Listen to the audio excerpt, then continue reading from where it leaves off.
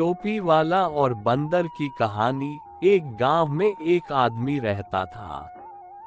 टोपी बेचना उसका काम था। अपने गांव के साथ ही वह आसपास के दूसरे गांवों में भी घूम घूम कर टोपियां बेचा करता था। वह रोज सुबह एक बड़ी सी टोकरी में ढेर सारी रंग बिरंगी टोपियां भरता और उसे सिर पर लाद कर घर से निकल जाता। सांझ ढले सारी टोपियां बेचकर वह घर वापस आता था। एक दिन अपने गांव में टोपियां बेचने के बाद वह पास के एक दूसरे गांव जा रहा था। दोपहर का समय था। वह थका हुआ था और उसका गला भी सूख रहा था। रास्ते में एक स्थान पर कुआं देख वह रुक गया। कुएं के पास ही बरगद का एक पेड़ था, जिसके नीचे उसने टोपियों की टोकरी रख दी और कुएं से पानी निकालकर पीने लगा।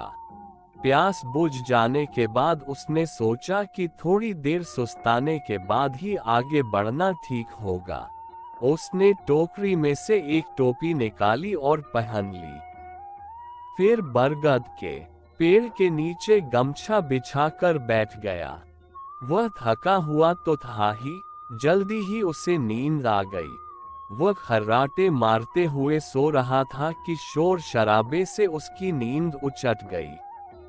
आंख खुली तो उसने देखा कि बरगद के पेड़ के ऊपर ढेर सारे बंदर उछल कूद कर रहे हैं।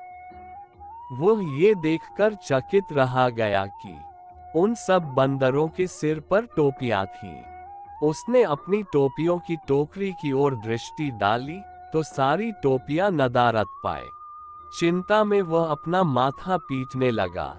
सोचने लगा कि अगर बंदर सारी टोपियां ले गए तो उसे बड़ा नुकसान हो जाएगा। उसे माथा पीटता देख बंदर भी अपना माथा पीटने लगे। बंदरों को नकल उतारने की आदत होती है। वे टोपी वाले की नकल उतार रहे थे। बंदरों को अपनी नकल उतारता देख टोपी वाले को टोपियां वापस प्राप्त करने का एक उपाय सूझ गया। उपाय पर अमल करते हुए उसने अपने सिर से टोपी उतार कर फेंक दी। फिर क्या था, बंदरों ने भी अपनी अपनी टोपियां उतार कर फेंक दी। टोपी वाले ने झटपट सारी टोपियां टोकरी में इकट्ठी की और आगे की राह पकड़ ली। इससे हमें ये सीख मिलती, सूझबूझ से हर समस्या का हल निकाला जा सकता है। अगर आपको ये कहानी अच्छी लगी तो प्लीज चैनल को जरूर सब्सक्राइब करें।